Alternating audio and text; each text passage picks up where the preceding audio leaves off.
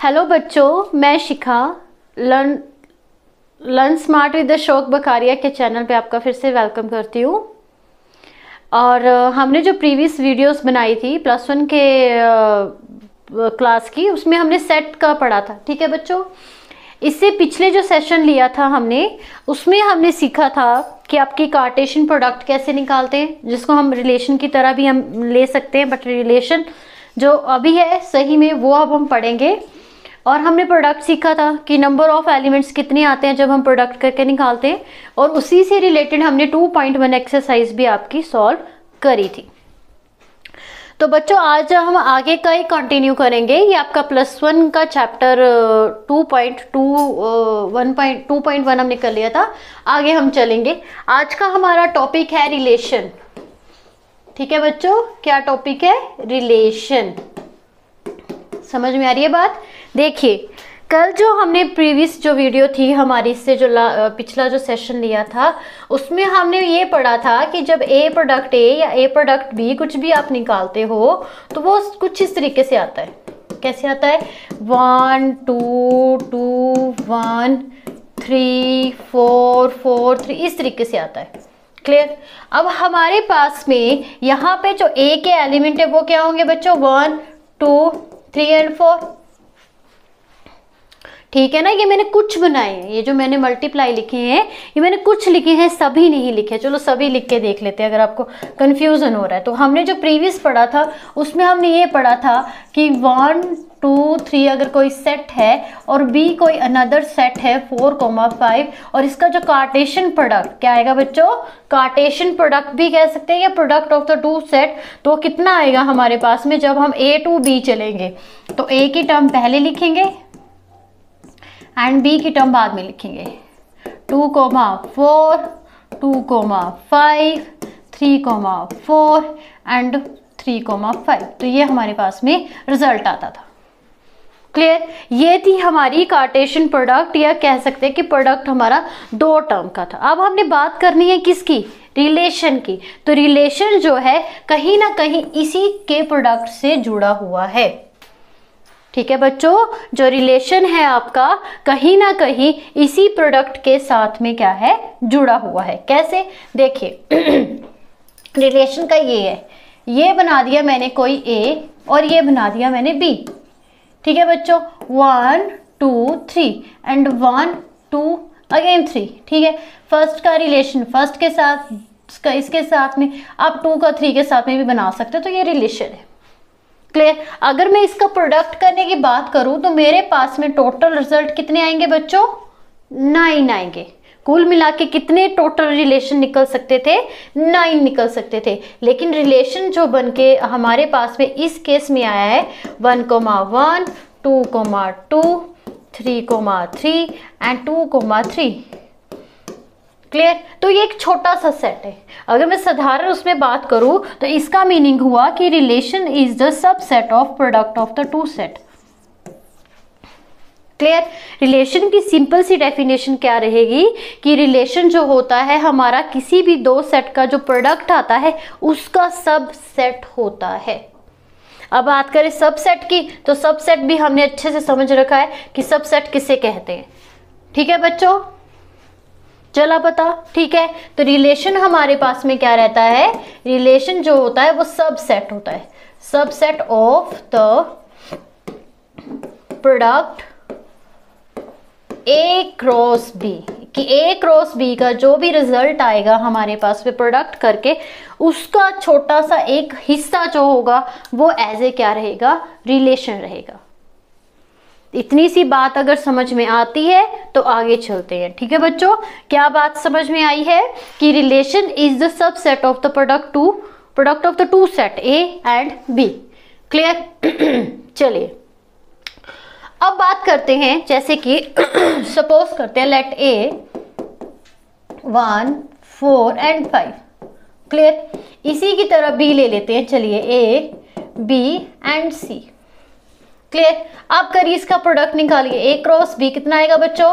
सोचिए, करवाया है मैंने 1, A 1, B 1, C। उसी तरह से 4, A 4, B 4, C, और उसके बाद 5, A, 5, B and 5, C। Clear? ये क्या निकाला? प्रोडक्ट निकाला। अब रिलेशन निकालना है। रिलेशन कैसे निकालेंगे कि A का रिलेशन B के साथ में, denoted as this form, A related to B। तो कुछ निकाल लीजिए एलिमेंट्स यहाँ से। क्या निकालेंगे कि 1 A के साथ रिलेट कर रहा है, 1 A के साथ रिलेट कर रहा है, 4 के साथ तो एक ही सेट में तो नहीं कर सकता ना, अलग के साथ करेगा। 4 आपका A के साथ रिलेट कर रहा है, ठीक है, और 5 आपका C के साथ रिलेट कर रहा है, मीन्स कि सबसेट लिख लिया मैंने। एक बड़े से सेट का छोटा सा हिस्सा लिख लिया, तो क्या हुआ कि R is the subset of A product B। यहां तक समझ में आ गई आपको बात? ठीक है, तो ये रिलेशन बन गया। रिलेशन क्या बन के आया हमारे पास में? रिलेशन बन के आया A और B कोई दो सेट है, A और B कोई दो सेट हैं, और उसके बीच में रिलेशन क्या बना बच्चों? अभी मैं बताती हूँ आपको। यहाँ पे ये देखिए, उसके बीच में रिलेशन इस तरीके से बनाएंगे हम। ये आया, ठीक है, 1, 4 and 5, A, B and C। A का B के साथ कर लीजिए, 1 ऐसे कर लीजिए, ऐसे कर लीजिए, ऐसे कर लीजिए। मीन्स कि 1 का A के साथ में रिलेशन बना, एंड 1 का B के साथ में भी बना, एंड 4 का B के साथ बना, एंड 5 का C के साथ में बना। तो ये क्या है बच्चों? रिलेशन। क्लियर? यहां तक समझ में आया? रिलेशन। अब क्या हुआ कि relation is the subset of A cross B। We know that, हमें अच्छे से पता चल चुका है कि A क्रॉस B का छोटा सा जो सेट होगा वो हमारा रिलेशन होगा। क्लियर? अब इसके अंदर एक चीज आती है, डोमेन। क्या आती है? डोमेन। तो जब भी हम रिलेशन बनाएंगे, जैसे ये सेट मैंने लिखा है यहाँ पे, तो इसका जो पहला एलिमेंट होगा वो हमारा ऐसे क्या रहेगा? डोमेन। मीन्स की डोमेन क्या आएगी बच्चों? 1, 4 एंड 5। समझ में बात आई है कि जब भी हम रिलेशन बनाएंगे, रिलेशन करेंगे या फिर मल्टीप्लाई करेंगे, तो जो उसका पहला एलिमेंट होगा वो क्या रहेगा हमारे पास में? डोमेन। ठीक है, और रेंज हमारा क्या रहेगा? जो हमारा सेकंड एलिमेंट होगा, क्या होगा बच्चों? A होगा, B होगा, C। मीन्स कि अगर मैं बात करूं घुमा फिरा के, तो जो A होगा इसके अंदर वो एज ए क्या रहेगा बच्चों? डोमेन। और यहां पे हमारा क्या आएगा? रेंज आएगा। क्लियर हुई बात? डोमेन एंड रेंज क्या होगा? ठीक है, अब आगे चलते हैं। देखिए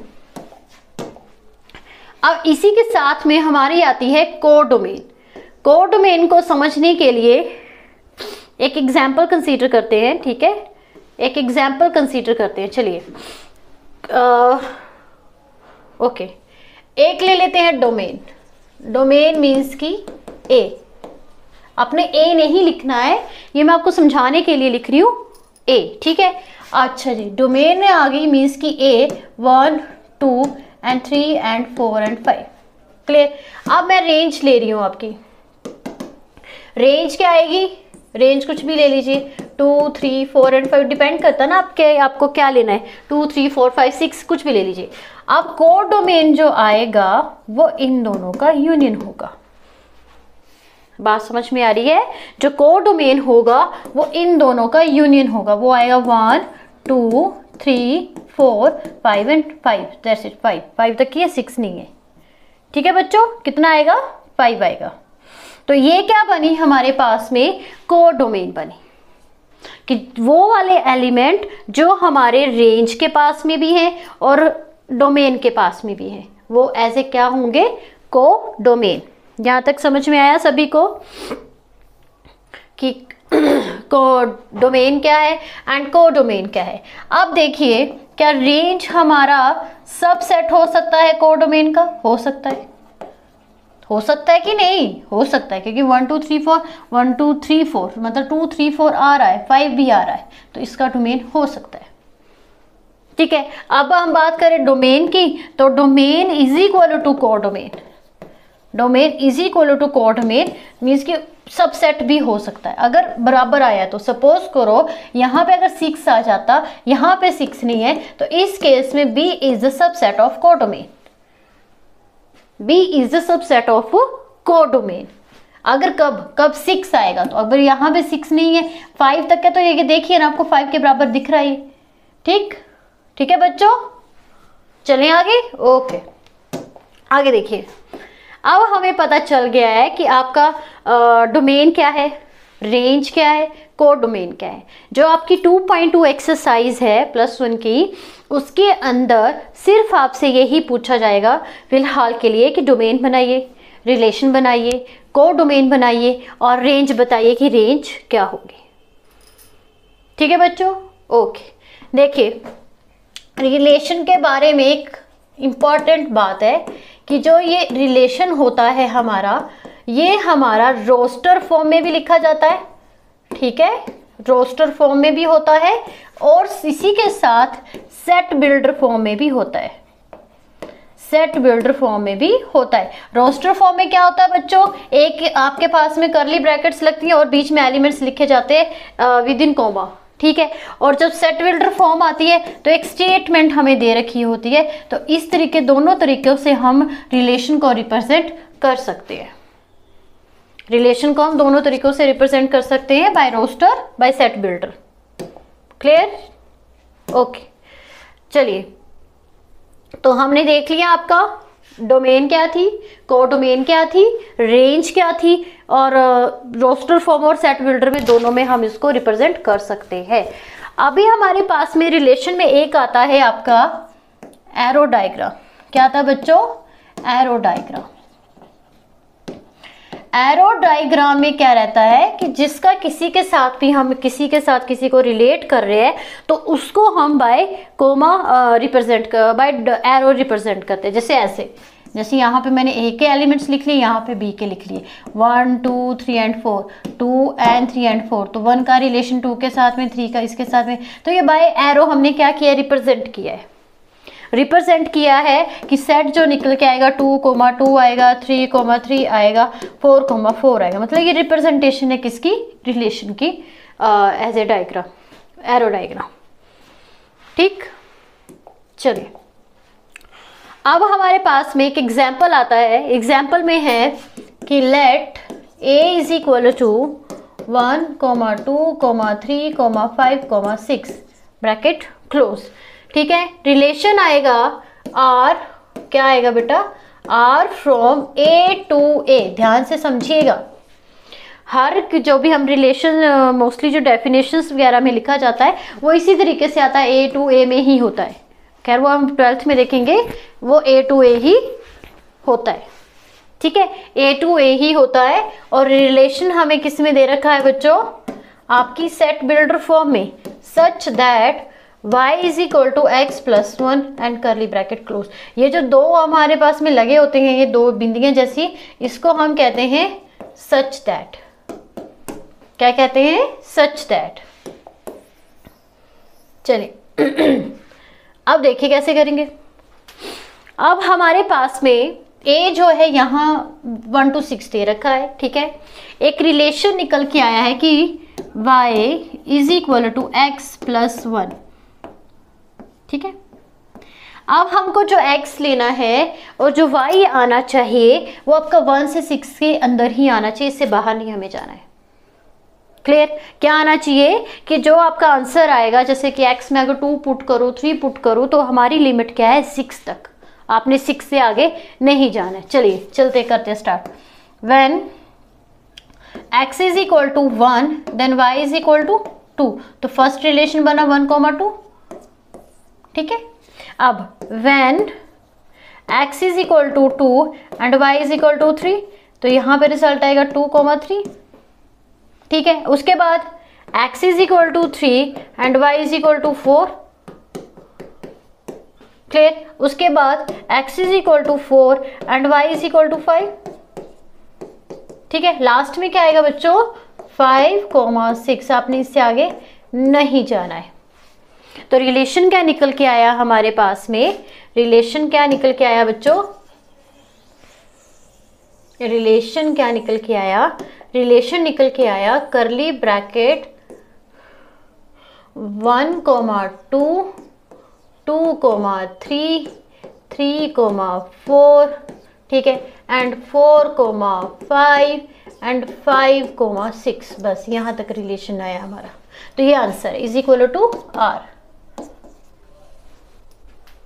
क्लियर। अब हम इसी को किस में सीखेंगे बच्चों, आपके एरो डायग्राम में।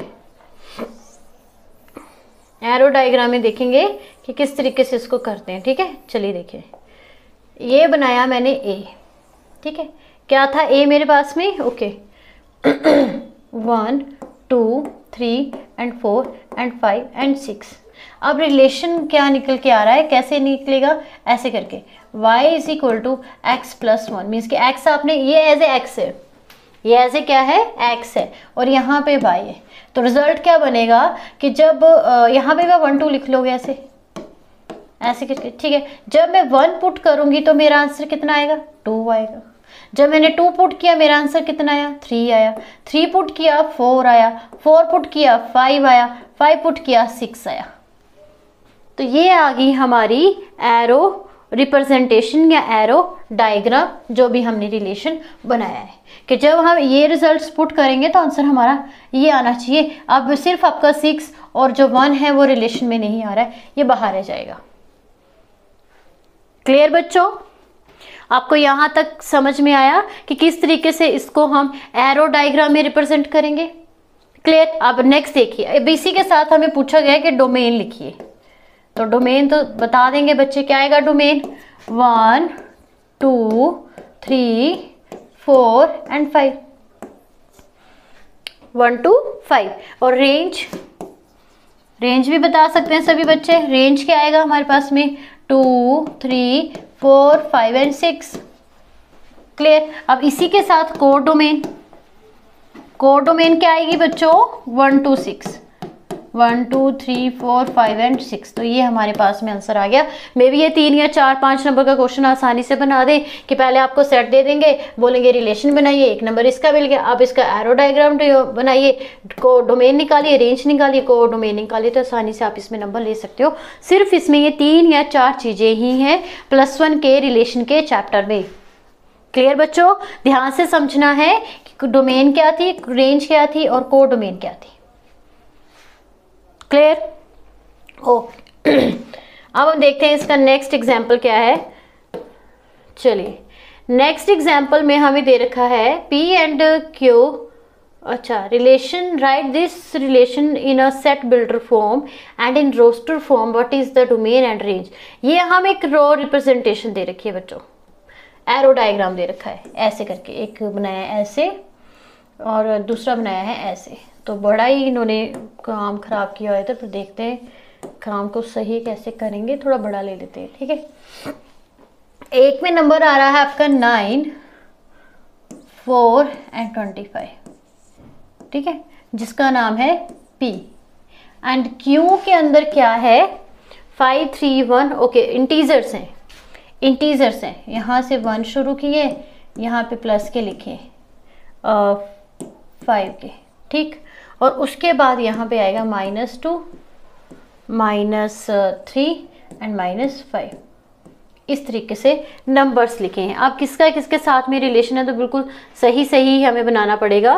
तो 9 का 2 जगह पे रिलेशन निकल के आता है, एक आपका +3 के साथ में और एक आपका -3 के साथ में। क्लियर। उसके बाद 4 का रिलेशन आता है आपका +2 के साथ में और -2 के साथ में। ठीक है बच्चों, ठीक है, एरो से पता कर लेना है कि कौन किसके साथ तो जा रहा है। 25 का आ रहा है आपके पास में 5 का प्लस के साथ में और 5 का माइनस के साथ में। ठीक, अगर मैं इसकी रिलेशन की रिप्रेजेंटेशन करूं तो वो इस तरीके से आ रही है कि 9,3, ठीक है, एंड 9,-3। अगर इसको शॉर्ट वे में लिखना है देन 9 + -3 भी आप ऐसे भी लिख सकते हो बच्चों कि प्लस माइनस मीन्स कि प्लस में भी जा रही है और माइनस में भी जा रही है। दूसरी क्या आ रही है हमारे पास में 4 + -2 आ रहा है रिलेशन। एक रिलेशन आ रहा है 25 एंड 5। क्या आ रहा है 25 एंड +-5 ब्रैकेट क्लोज। क्लियर। ठीक है, अब देखेंगे हम किसको लिखना कैसे है या रिप्रेजेंट कैसे करना है। तो सबसे पहले उसने हमें ये बोला था कि आप उसकी सेट बिल्डर फॉर्म बनाइए। क्या बनाएंगे बच्चों? सबसे पहले हम, ये मैंने कौन सी फॉर्म लिख दी है? Roster form. अगर मैं बात करूँ तो रोस्टर फॉर्म, रोस्टर फॉर्म में क्या लिखा मैंने? नंबर करके लिख दिया है। तो 9,3 ऐसे लिख देती हूँ। चलो 9, -3, 4 +2, and 4, -2, 25 + 5, and 25 -5। तो ये हमारी जो आई है बच्चों रोस्टर फॉर्म आई है। ठीक है, मैंने एक सेट को कैसे लिखा है? एलिमेंट फॉर्म में लिखा है विद कोमा लगा के। तो ये हमारी क्या आ गई? Roster form. अब इसी तरीके से हमने क्या लिखनी है आपकी set builder form. Set builder form में क्या करेंगे? हम उसको एक स्टेटमेंट की तरह बनाएंगे। तो बनाइए सेट बिल्डर फॉर्म।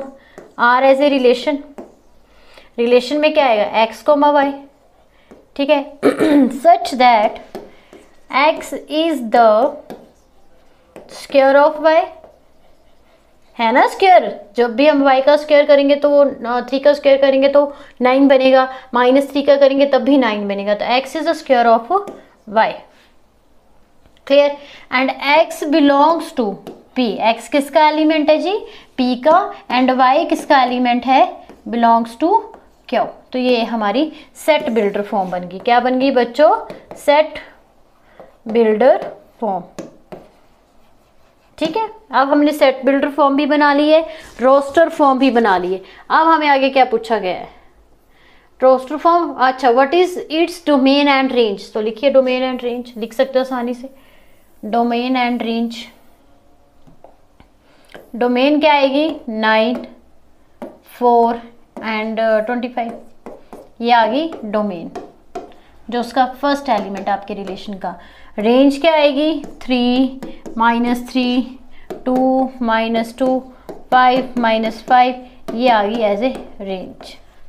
और को डोमेन क्या आएगी? जो इन दोनों के अंदर प्रेजेंट होंगे, मीन्स की यूनियन। क्लियर? ठीक है, यहां तक समझ में आया आपको कि किस तरीके से हमने करना है? सिर्फ आपको डोमेन सीखनी है, रेंज सीखनी है और कोडोमेन सीखनी है। सेट बिल्डर फॉर्म में किस तरीके से बनाते हैं और रिलेशंस का किस तरीके से सॉल्व करते हैं हम। अब आता है हमारे पास में how to find the total number of relation. Total number of relation कि टोटल रिलेशन बनेंगे कितने, हमें पता कैसे चलेगा? टोटल रिलेशंस बनेंगे कैसे, हमें पता कैसे चलेगा? देखिए A क्रॉस B, ए इसको हम कार्डिनलिटी भी बोलते हैं, कार्डिनेटरी भी बोलते हैं, या टोटल नंबर भी बोल सकते हैं अगर नहीं आता है तो। टोटल नंबर हम कैसे निकालते थे किसी भी प्रोडक्ट में? तो हम उसको करते थे m क्रॉस n करके, देन रिजल्ट जो भी आता था वो टोटल नंबर ऑफ एलिमेंट्स होते थे इन कार्टेशियन प्रोडक्ट के अंदर। ठीक है, but total number of relations कितने हैं, मीन्स कि NR कितनी है, वो क्या आएगा रूल हमारे पास में? 2 की power m cross n is equal to 2mn। तो ये रूल रहता है हमारे पास कि टोटल नंबर ऑफ रिलेशंस कितने बन सकते हैं। टोटल नंबर ऑफ रिलेशंस कितने बन सकते हैं? अगर मेरे पास में यहाँ पे टोटल एलिमेंट मीन्स कि 3 आए हैं, कि एक इसका 1 ले लीजिए, इसका 3 ले लीजिए, तो टोटल मल्टीप्लाई करके 3 आ रहे हैं, तो देन 2 की पावर 3 इट मीन्स कि 8। तो टोटल रिलेशन कितने निकल के आएंगे बच्चों? 8 आएंगे। अच्छा, वो कैसे? क्योंकि मैंने तो कहा था कि relation is the sub set of the product of the two set, फिर तो ये छोटा आना चाहिए था। देखिए रिलेशन का केस में क्या रहता है, देखिए उसी से निकलते हैं, उसी का ही सबसेट होता है, पर उसको लिख अलग तरह से सकते हैं हम।